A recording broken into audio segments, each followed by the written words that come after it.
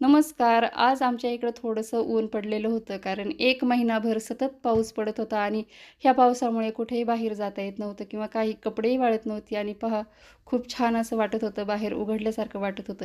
पण हे सुख मात्र थोड्या वेळापुरतंच होतं. कारण आमच्या इकडं अशी म्हण आहे, उन्हाळ्यात जर पावसाने तोंड दाखवलं, की पाऊस जोराचा येतो आणि तसंच झालं. मी घरात आल्यानंतर पुन्हा पावसाला सुरुवात झालेली होती. आता इथे आत्या बाहेर गेलेल्या होत्या. तर म्हटलं चला आज गुरुवार होता, त्यांना उपवास होता. मग त्यांना खिचडी बनवायची होती. खिचडी बनवून घेतली तोपर्यंत आत्याही आल्या. आता आत्या आल्यानंतर त्यांना म्हटलं खिचडी देऊ.